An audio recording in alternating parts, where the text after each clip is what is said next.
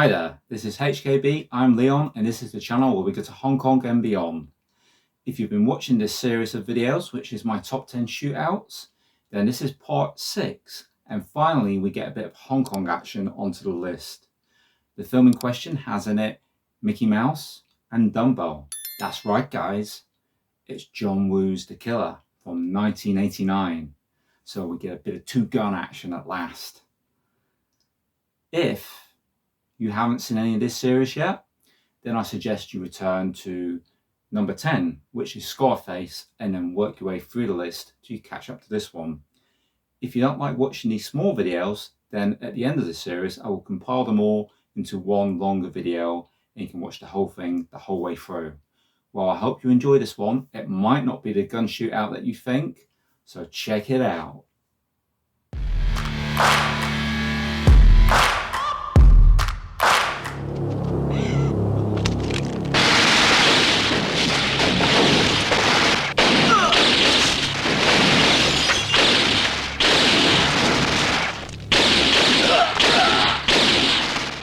So come on guys, you knew there had to be some John Woo in there. I'm betting a fair few of you guessed that Killer would make my list of top 10 shootouts.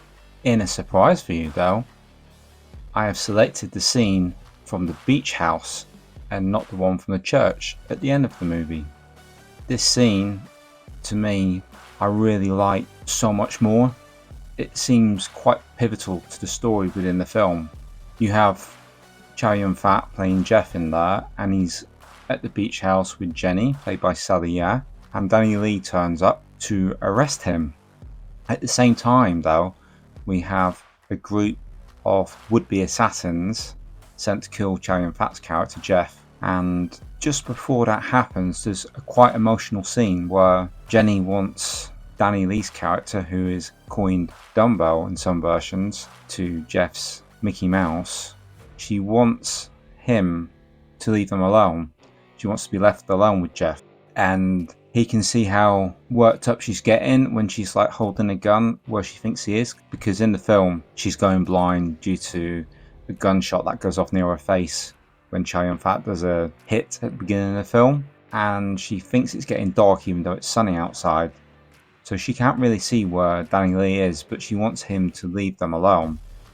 And she's pointing the gun where he is, and he moves himself out of the way, and not long afterwards she pulls the trigger and she's immediately upset, declaring that she didn't mean it, and Jeff comforts her. And Danny Lee's character, the cop in this, he's looking kind of shocked and he's looking at Jeff in a different light. Even though what's happened has happened, she's got such an attachment to him, and he realizes that there must be more to this man than he thinks. He can't just be a simple cold killer.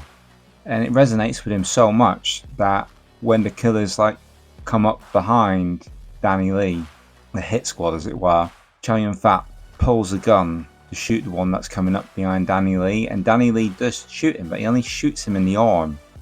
It's like not 100% committed, even though he blames Chow Yun-fat's character for the death of his partner. And Chow Yun-fat draws a second gun, takes the guy down, then all hell ensues.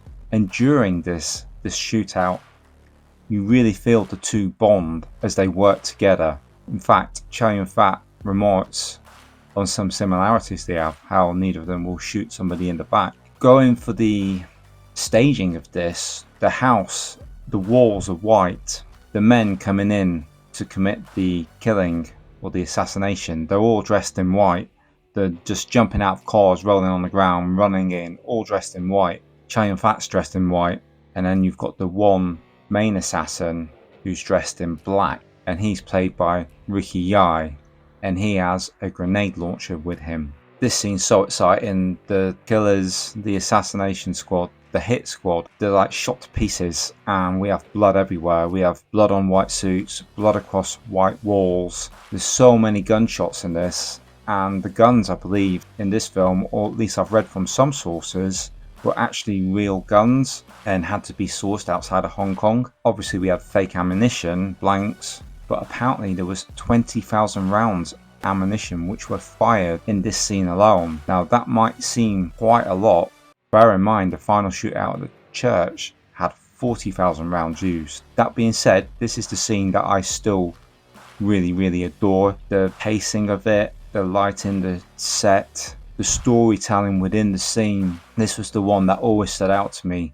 No matter how many times I watched The Killer, it was always the beach house shootout that blew me away. I would rewatch that scene. I'd rewind my VHS copy and just watch it because I thought it was just a masterpiece by John Woo, and the execution from Chow Yun-fat and Danny Lee is absolutely fantastic, and Sally Ye's on point too.